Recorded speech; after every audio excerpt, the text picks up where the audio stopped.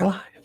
Hi, everybody. It's Amy and Jim for Make It Monday at Amy Bachman Sew and Quilt, and of course, amysews.com. Ooh, it's a great Monday here. I don't know what day it is. Monday. It's raining, and then it turned to a little snow, and then it's back to rain. And so There was hail in Loughborough. it was 80 degrees 2 days ago, and now we're in misery. So we are going to use our gathering feet today. So we're excited about. It's one of my favorite feet because it's first of all, it's easy to use. You don't need to know a whole lot to use it, but gathering on the flat fabric is super fun. So whether you make a dust ruffle, you add a ruffle to a pillow, that kind of thing. So hi, Miss Carol. All right, so James is at the helm of the machine, going to the machine, and we'll talk about the feet. Okay, so now your standard presser foot looks like that, of course, and your gathering foot is a lot different. It's a little more stubbier. Some of them are wider, like the one I have in the machine is quite wide compared to that one, as compared to this one. So it depends on your brand. So if you don't have one in your accessory kit, you may want to go and call your dealer. Right. With the make and model number. Yep. The number 18 Bernina foot, which is in Jim's hand right there. The Bernina feet are 25% off to the end of the month. Yeah. Thanks to Bernina. And then the one with the ankle is just a low. So you need to know if you have a low shank or high shank. They're very brand specific. Yeah. So you do need to check with your dealer and the make and model number. Right. And then the Janome one Jim has snapped on. The Brother one looks very similar to that. But they make two kinds of gathering feet, right? Yeah, there's ones where it's like a solid base and one like this where there's a slot in it. If you can find the one with the slot, that's the way to go. Yeah. Because these work by applying pressure to the feed dogs. And so that's, again, not an overly complicated foot, but. And the nice thing too about the slot is that the fabric goes underneath the foot to gather. And if you can do it this well, you can actually put a piece of fabric in the slot. So what's in the slot does not get gathered. So you can actually gather one piece of fabric on the bottom and sew it to your top at the same step. That's awesome. So if you're that gifted. I'm gifted. I can do that.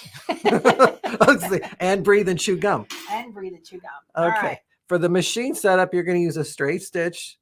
And you want to use a stitch length of at least 3 to up to 5, 6, or 6, whatever your machine is.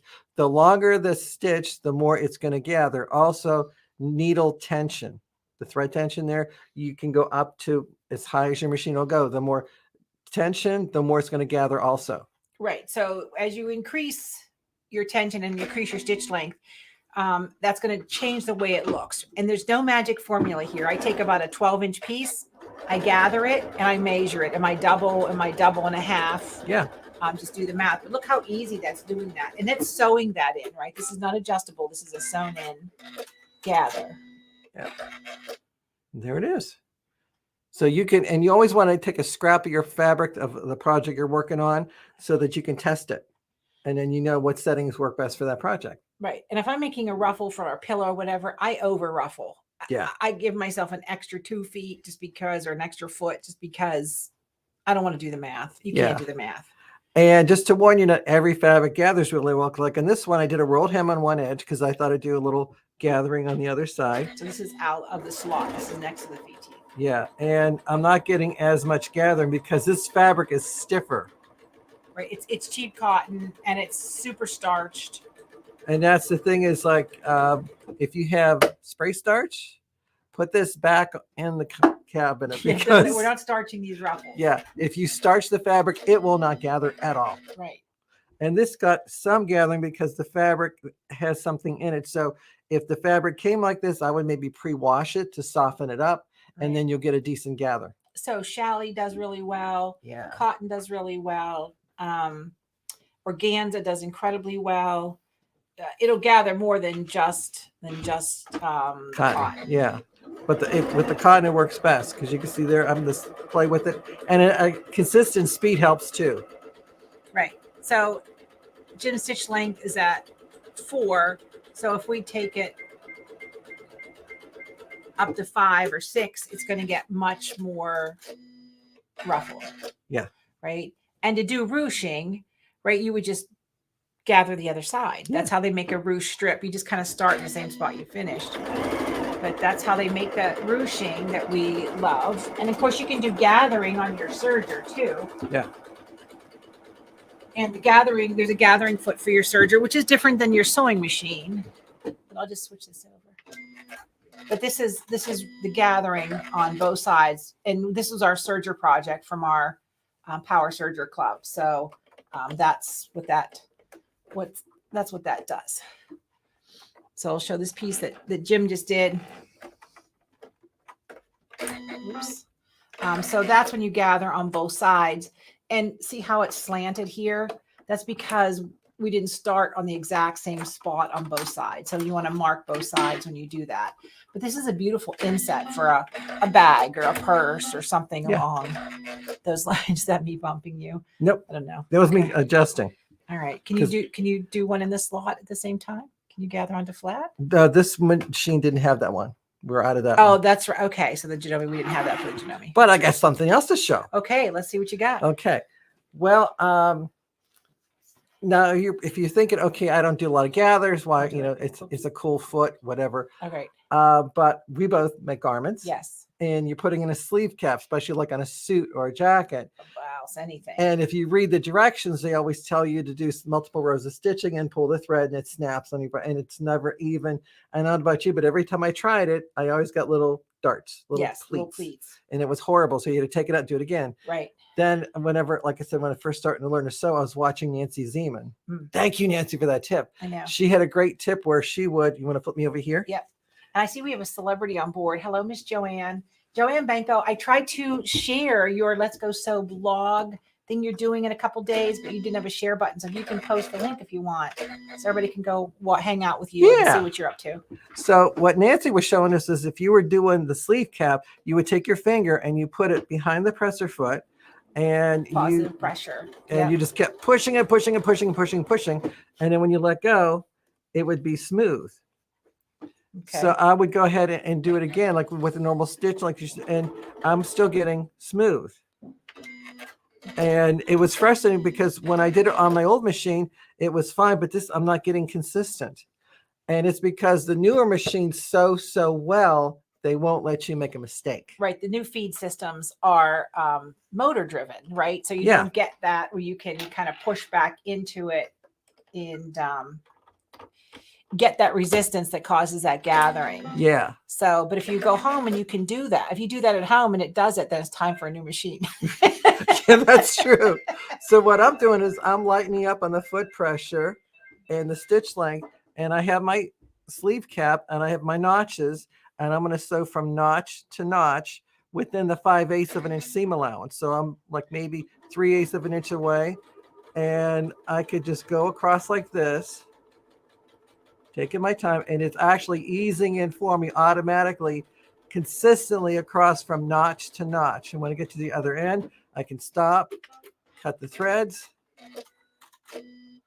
and I got my sleeve cap eased in. How nice is that? So Diane just tuned in from Australia. It's 2 a.m. there. Good day, mate. Good day, mate. Absolutely. My dear friend Ann Vanderclay from Australia that passed away, she was a great educator, and I missed her I'm going to cry. My first birthday, that she was always the first to wish me happy birthday from Australia. Mm-hmm. So I didn't get that this year. So it's just super sad. So anyhow, but now we've got the perfectly done sleeve cap. Yeah. Yep. That's awesome. So this foot does have a lot of great benefits to it. It's not something you're going to use all the time, but when you need it, it's there and it's well worth it. So let's see, Maria's there. Are you in Akron? Oh, Marie, I'm going for the Akron Expo is over. It was last weekend. Last weekend. Sorry, but yes. And then where's the next one? Then it's in New Orleans. Right, but Jim's going to be here with me. Yeah, he's going to stay here with me. That's next week in New Orleans. But she wouldn't let me go. I got to skip the beignets, buddy. Oh, Martha's on. Hi, Miss Martha. Morning, Martha. Hey, Martha, I just ordered your fabric collection. Yes. So we're excited about that. So Jim and I are going to put together a little project, and we'll give you a buzz so you can jump in and join us. Yeah, for that. That'll be fun.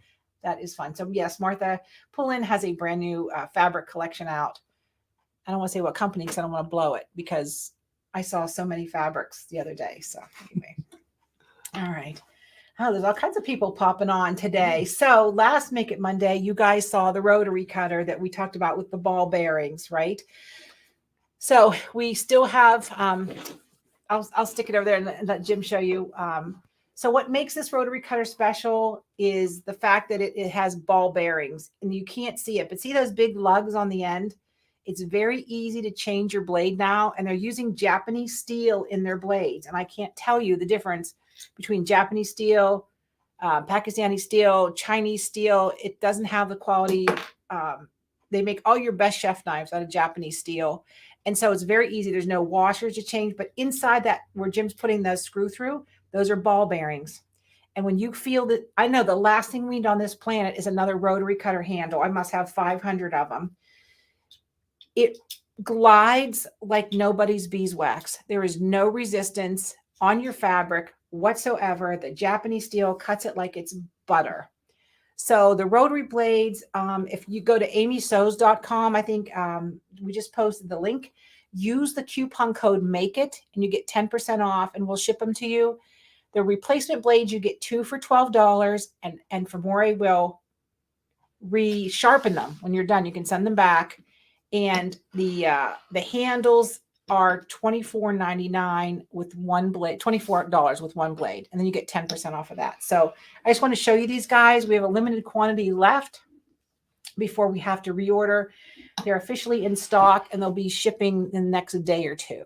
So anyhow, I just wanted to mention about the rotary cutter because it's like nothing I've ever felt before in my life.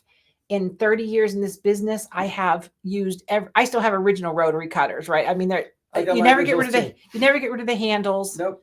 And so anyhow, I just wanted to share that with you guys. It's good. So, all right. Miss Joanne said that's a great company. Yes, Famore is a great company. Jim and I are both friends with Brent, who is working.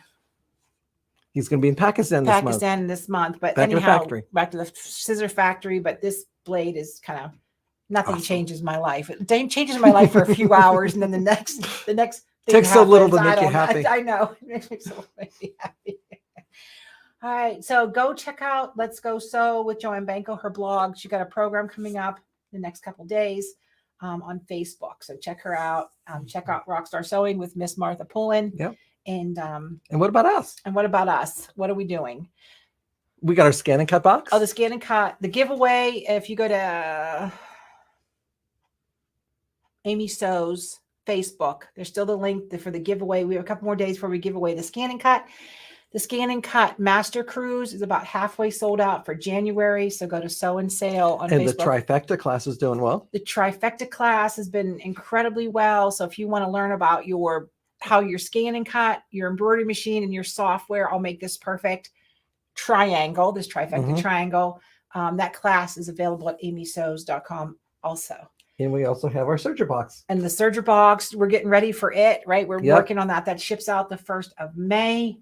So you can go to Amy Sews and just get on the wait list until we're ready to add more people. We can only order so much, cut so much. That's kind of our dilemma, which is a good dilemma to have, right? So anyhow, woo, that was a lot. So a lot of gathering, a lot of information. So anyway, we're good. So I love the gather. Jackie's I love the gathering. Colorado's in the house.